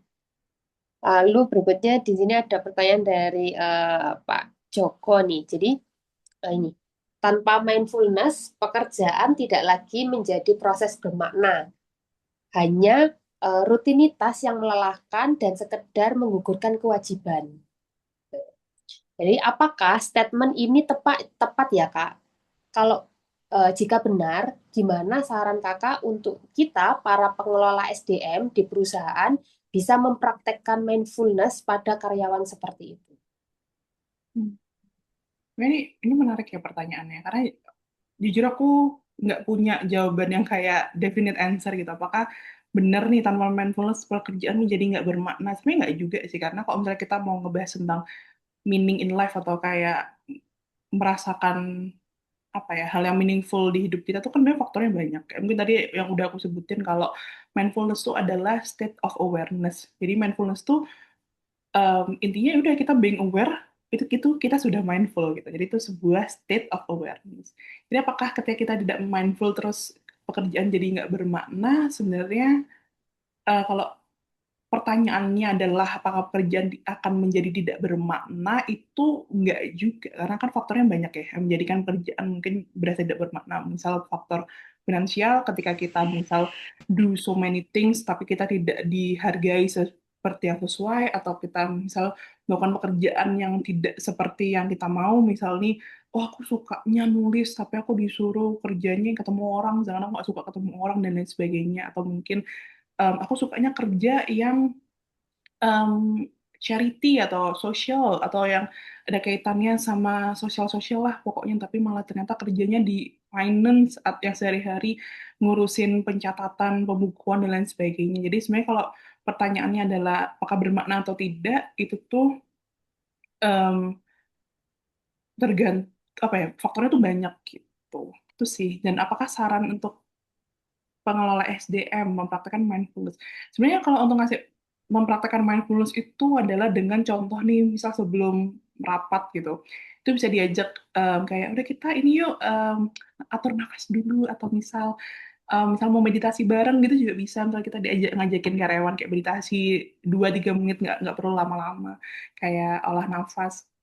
Terus ada juga sebenarnya kalau di mindfulness tuh dulu diajarin ada namanya program tuh mindfulness based stress reduction. Jadi emang ada salah satu intervensi psikologi positif terkait mindfulness tuh misal dalam kayak beberapa minggu ikut kegiatan-kegiatan, dikasih banyak apa ya kegiatan untuk para peserta untuk menggunakan teknik mindfulness untuk mengurangi stres gitu. Tapi sebenarnya yang menurutku salah satu yang paling doable dan bisa dilakukan untuk para pengelola SDM dan mungkin juga teman-teman di sini semua, kalau misal pas lagi kerja nih sebelum meeting tuh bisa minimal mungkin basa-basi dulu, atau bisa sambil olah nafas bareng-bareng dulu, kayak nggak perlu yang langsung yang ayo kita bahas ada hal penting, ada hal urgent gitu. As long as we are not apa ya, as long as pekerjaan kita nggak berkaitan dengan nyawa manusia, menurut kita nggak apa-apa kok untuk 10 detik nafas dulu gitu sih kalau dari aku ya.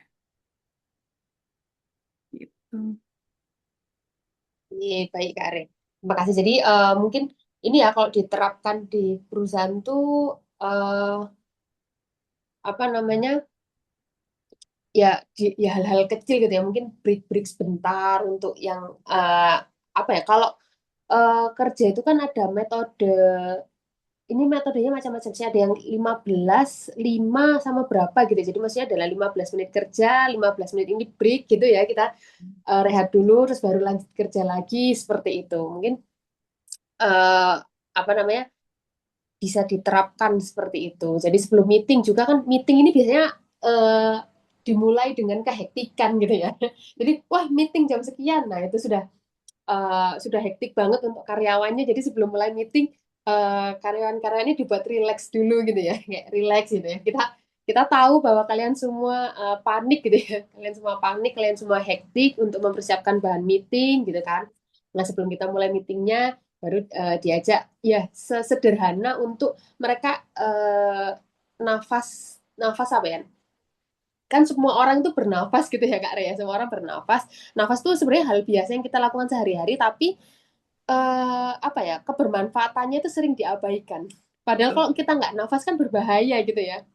Saya Hmm. ingat banget di akhir tahun lalu itu saya nafas nggak bisa nafas panjang. Nah, jadi sekarang kerjaan saya setiap malam itu kalau mau tidur saya tarik nafas sepanjang-panjangnya, menikmati itu gitu. Jadi kayak wah, saya syukur banget Mindfulness. sekarang. Jadi mindfulness lagi kalau mau nafas tuh kayak saya bersyukur banget masih dikasih kesempatan Tuhan untuk bisa nafas dengan lega seperti itu. Oke, Kak Ari ini masih menyambung nih pertanyaannya dari Pak Joko gitu ya. Jadi kan tadi terkait dengan masih di bidang ini ya, pekerjaan khususnya untuk kita di bidang HR, di bidang SDM seperti itu. Nah, eh, ini Kak boleh dong dikaitkan gitu ya dengan materi minggu lalu terkait dengan engagement dan sense of belonging. Bagaimana bagaimana sih mindfulness ini bisa memperkuat hal tersebut? Terima kasih. Jadi mungkin ini untuk teman-teman peserta di sini ya yang mungkin minggu lalu belum mengikuti materi sense of belonging gitu ya. Itu saya spill secara sekilas gitu ya materinya tentang apa. Materinya itu adalah tentang bagaimana kita ini ketika apa ya, kita itu engage gitu ya, merasa engage dengan perusahaan, engage ketika bekerja gitu ya, terus merasa apa ya, merasa menjadi bagian dari perusahaan. Jadi ketika kita kerja itu kita nggak hanya merasa apa ya, ibaratnya tuh sekarang tuh bahasa kasarnya tuh eh, buat apa sih kerja berlebihan, toh yang kaya itu kan cuma perusahaan. Nah, gitu kan, yang kaya kan ownernya. Nah, seperti itu. Nah, tidak seperti itu gitu ya. Tapi bagaimana ketika kita kerja itu kita kita paham, kita tahu bahwa kita ini sekarang adalah bagian dari perusahaan ini. Jadi kalau perusahaan ini berkembang, kita itu juga ikut berkembang. Ketika perusahaan ini targetnya tercapai, ya itu berarti target kita juga ikut tercapai gitu ya. Jadi langkah-langkah yang kita lakukan di dalam perusahaan itu adalah sebenarnya apa ya? Kalau kita berjalan itu sebenarnya kita tidak berjalan sendiri-sendiri gitu ya, tapi berjalan bersama perusahaan. Apalagi kalau perusahaan ini kan juga menjadi apa ya? Tempat kita, ladang kita dalam mencari nafkah, mencari rezeki seperti itu. Nah, mungkin Kak Ari bisa di ini ya apa ya, dikaitkan ya gimana sih peranan mindfulness ini dalam engagement dan sense of belonging ini seperti itu. Jadi sebenarnya ketika seseorang itu bisa, misalnya dalam pekerjaan gitu, kita akhirnya bisa lebih mindful, kita bisa kayak, oke, sebenarnya pekerjaanku ternyata bermanfaat ya buat banyak orang, atau enggak, akhirnya ketika orang hanya sadar ketika apa yang dilakukan tuh sebenarnya it's actually meaningful.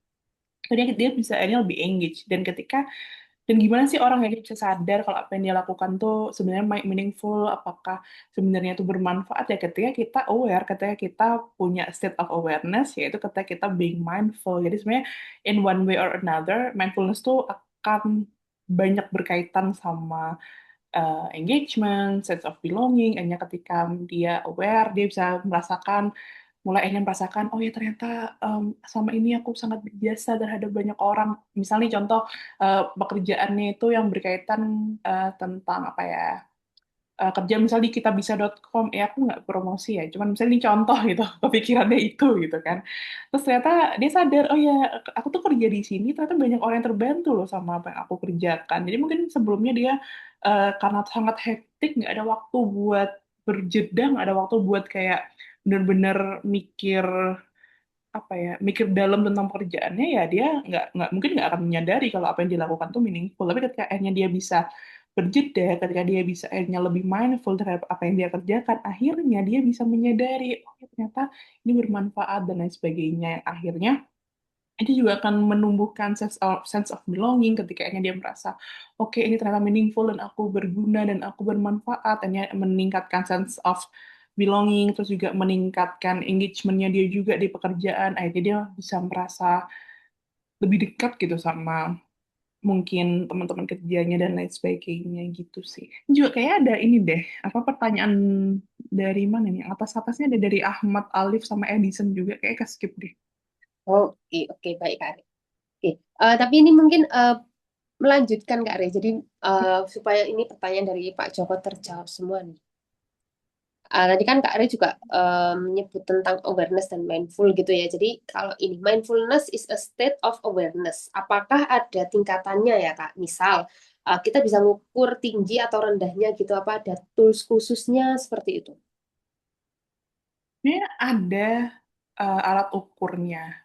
Cuman kalau dari yang aku pelajarin dulu waktu kuliah, sebenarnya sense of awareness itu nggak yang selalu apa ya sebutannya statis gitu loh. Awareness kita sebagai manusia tuh kan, misal nih ketika di kondisi-kondisi tertentu, set of awareness kita sangat-sangat baik nih. Misal kita bisa sangat fokus, bisa sangat mindful dengan apa yang kita lakukan. Tapi bisa jadi 2 detik kemudian atau 5 detik kemudian, tiba-tiba langsung kita nggak fokus. Karena kan otak manusia tuh kan kita selalu berpikir ya, kayak itulah fungsi dari otak gitu, ya, itu berpikir gitu. Jadi sebenarnya kalau misalnya kita pertanyaannya apakah ada alat ukurnya, ada alat ukurnya, ada mindfulness, attention, awareness, skill, dan banyak juga alat ukur lainnya. Tapi sebenarnya kalau mau lihat lebih jelasnya lagi tuh ada kayak mengukurnya tuh yang dari kayak gelombang otaknya manusia yang kayak ditempelin alat-alat tuh juga bisa. Cuman kalau untuk sehari-hari, kalau menurutku pribadi ya, sebenarnya nggak perlu juga sih untuk kita akhirnya tahu, oh aku awareness-nya udah di tingkat 5, awareness di tingkat 4, mungkin nggak yang terlalu krusial untuk kita tahu itu. Yang penting ketika kita bisa melakukan mindfulness activities di kehidupan sehari-hari aja tuh menurutku udah bagus banget gitu. Itu sih. Oke, baik. Ya, jadi ini ya awareness ini mungkin bisa jadi tergantung situasi juga ya. Mungkin aktivitasnya sama tapi di situasi yang berbeda itu tingkat mindfulness-nya bisa jadi berbeda gitu ya Kak Ria. Betul. Karena faktornya Oke. kan banyak kan. Kak. Ini ada pertanyaan dari Kak Ahmad Alif nih. Jadi Kak, apa penyebab utama kenapa dua orang bisa menghadapi pemicu stres yang sama tapi reaksi emosinya bisa berbeda jauh gitu ya. Tadi Kak Ari mungkin tadi sempat nyinggung ya ada karyawan nih, dua karyawan dikasih deadline gitu ya yang tadi laporan 100 lembar, satunya menganggap itu sebagai challenge yang menarik nih kalau aku bisa aku keren, tapi satunya lagi itu udah bisa nangis-nangis tuh sama ngerjainnya. Nah, tadi Kak Resi sempat nyinggung ada pengalaman dan lain-lain ya, tapi mungkin ada faktor apa ya, faktor lainnya gitu yang mempengaruhi Kak Re. Ini sebenarnya faktornya tuh banyak banget ya. Misal nih bisa jadi di hari Senin dia dikasih deadline 100 halaman proposal kelar dalam sehari, dia fine-fine aja, tapi ketika hari Jumat orang yang sama dikasih deadline yang sama dan pekerjaan yang sama, bisa jadi dia nggak fine-fine aja gitu. Sebenarnya kalau kita bahas tentang faktor stres atau kayak ketahanan manusia terhadap stres itu sangat-sangat jawabannya itu adalah tergantung gitu maksudnya, karena emang kita tuh manusia adalah kita individu yang sangat kompleks, individu yang sangat apa ya statis gitu kan, apa yang kita rasakan dan apa yang bagaimana kita memahami sesuatu, kayak tergantung situasi, tergantung kepribadian, tergantung misal kondisi biologis itu juga. Misalnya pas hari Senin lagi seneng-senengnya, lagi semangat, atau nggak misalnya habis gajian gitu, terus nanti pas hari Jumat ternyata lagi nggak enak badan, akhirnya ketika disuruh bikin paper yang sama-sama 100 halaman tuh akhirnya capek, kayak udah aku lagi nggak enak badan, lagi flu, atau nggak misal lagi mens, lagi perutnya nggak nyaman dan lain sebagainya. Sebenarnya faktornya tuh banyak banget sih.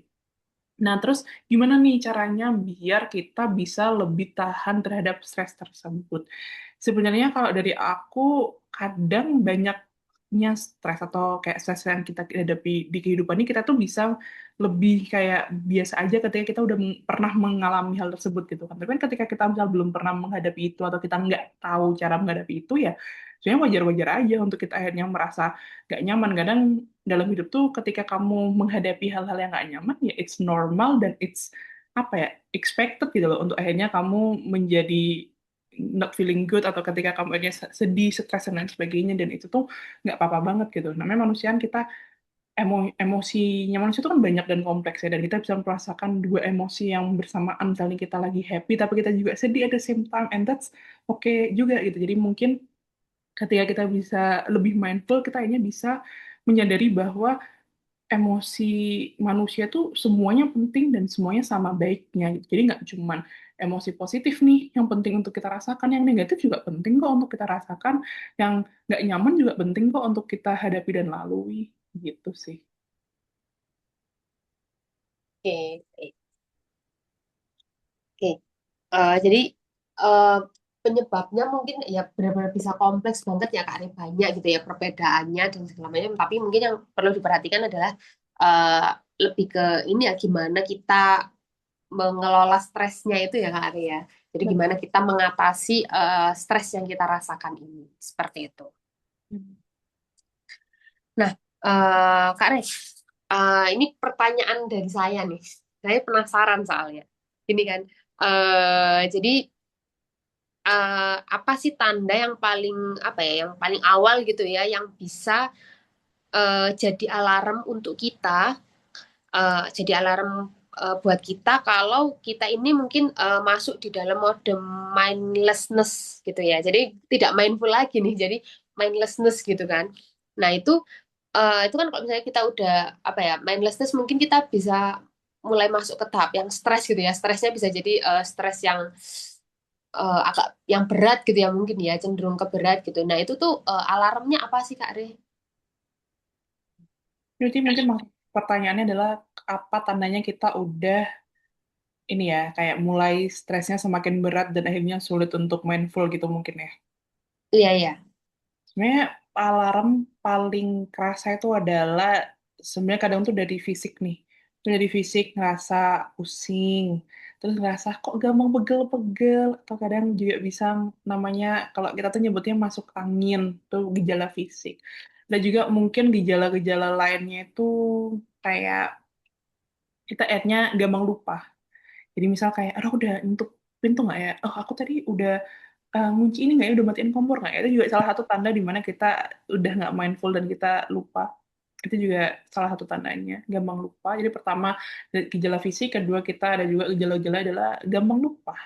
Terus habis itu kita jadi susah buat fokus nih. Misal nih lagi ngerjain A, tapi kok aku nggak bisa fokus ya? Nah itu biasanya karena emang udah overload, udah yang terlalu banyak yang dipikirin, stresnya udah semakin tinggi, dan juga dia nggak bisa untuk benar-benar mindful dan fokus.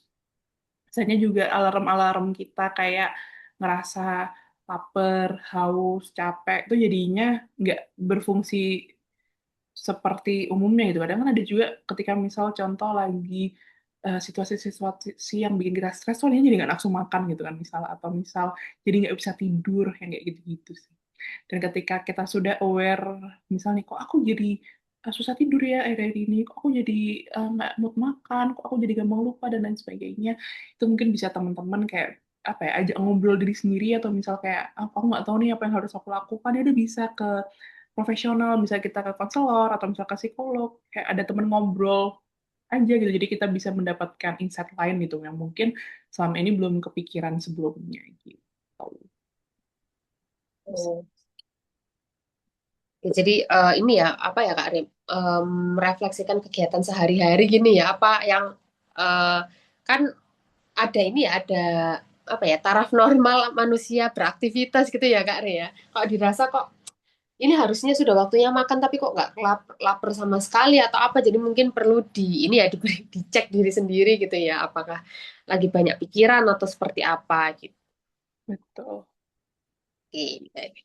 Oke, untuk teman-teman yang hadir pada malam hari ini. Jadi untuk webinar ini itu ada e-sertifikatnya. Nah, untuk mendapatkan e-sertifikatnya itu bisa mengisi link absensi yang sudah saya bagikan. Dan nanti setelah mengisi link absensi ini silakan ditunggu beberapa menit lalu baru dicek emailnya nanti untuk mendapatkan sertifikatnya seperti itu. Oke, oke, Kak Re, ini kita nggak kerasa ya sudah di penghujung kegiatan gitu ya Kak Rena. Mungkin kalau dari Kak Re ada closing statement atau ada quotes yang mau disampaikan ke teman-teman di sini terkait dengan mindfulness khususnya mungkin teman-teman di sini banyak yang ini ya banyak yang di dunia kerja itu kan kalau kita lihat lowongannya itu biasanya banyaknya mampu bekerja di bawah tekanan gitu ya. Nah, itu kan jadi kayak udah kebayang nih treatmentnya seperti apa gitu ya, tekanan-tekanannya seperti apa. Nah, dari Kak Rey bisa disampaikan. Apa ya closing statementnya? Nah, aku rasa tadi yang aku sampaikan penting semua.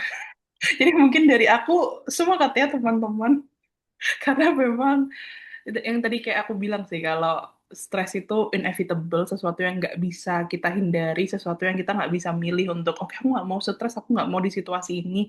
Jadi ketika kita menghadapi situasi tersebut dengan kita ngerti gimana caranya being mindful, gimana caranya tadi menggunakan karakter strength dan lain sebagainya, setidaknya teman-teman tuh meningkatkan self esteem. Jadi ketika misalnya ada hal-hal yang nggak nyaman, kayak oke, nggak masalah karena aku punya tools A B C D E, karena aku tahu bagaimana mengatasi hal tersebut gitu sih. Jadi dan juga mungkin jangan ragu juga buat ke konselor dan psikolog. Ini aku ngomong gini bukan karena aku konselor ya, tapi karena emang aku pribadi sebagai konselor aku juga sering ke psikolog karena aku juga butuh apa ya, kayak semacam teman diskusi, atau juga butuh melihat suatu masalah tuh dari sudut pandang lain. Dan karena kita kan manusia ya, kita akan selalu butuh orang lain.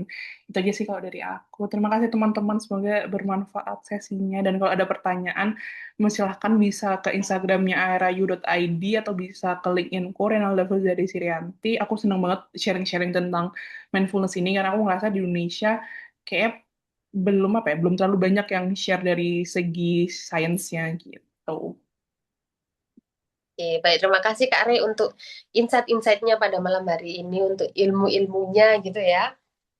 Nah, mungkin kita sekarang di sini jadi familiar nih mindfulness seperti apa gitu ya. Dan uh, mindfulness itu kan kata-katanya kayak sangat psychological sekali gitu ya. Nah, tapi ternyata prakteknya sederhana sekali. Sederhana. Kita nafas, enjoy nafas kita itu udah bagian dari mindful gitu. Oke, Oke, Kak Aris, sebelum saya tutup ini kan tidak afdol biasanya kalau kita tidak foto bersama dulu gitu ya. Tidak foto bersama dulu, mungkin uh, teman-teman bisa on cam terlebih dahulu. Kita dokumentasikan sesi kita pada malam hari ini. Bisa on cam untuk saya foto, saya screenshot gini ya melalui laptop. Nah, ini ada dua halaman.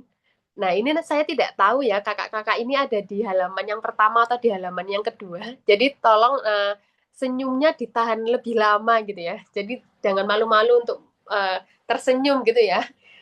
Jadi nanti senyumnya ditahan agak lama supaya nanti waktu saya screenshot itu dalam posisi yang tetap tersenyum bagus gitu. Oke, saya ambil dulu untuk foto di halaman pertama ya. Satu, dua, tiga.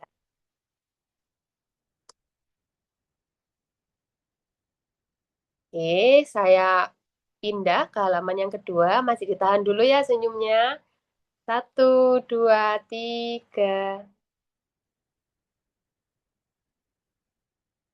Oke, baik. Oke, terima kasih teman-teman yang sudah hadir pada malam hari ini, sudah meluangkan waktunya untuk mengikuti webinar malam hari ini. Nah, di bulan Desember besok kita akan hadir lagi gitu ya dengan serangkaian webinar lainnya gitu ya.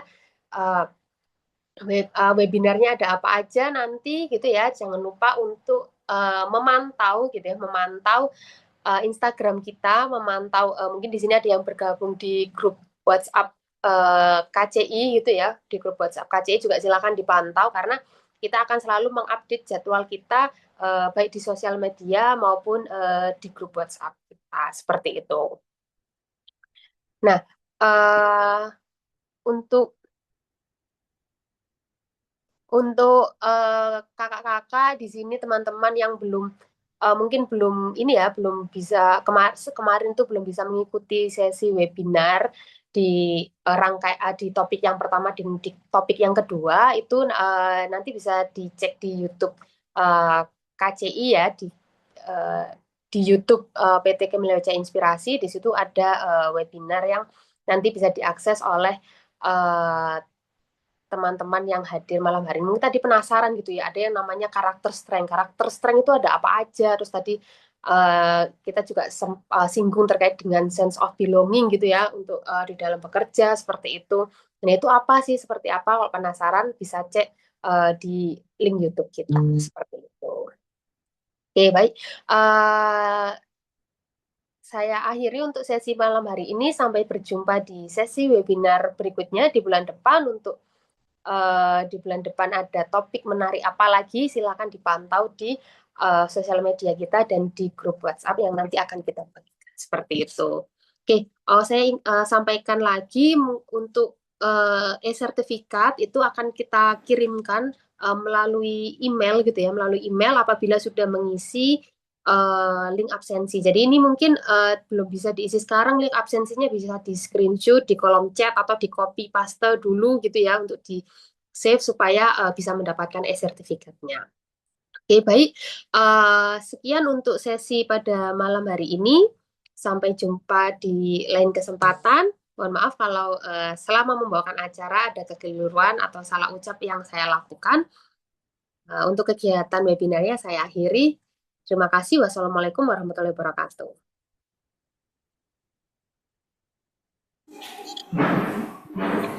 Terima kasih Mbak Merin. Terima kasih kembali, Pak.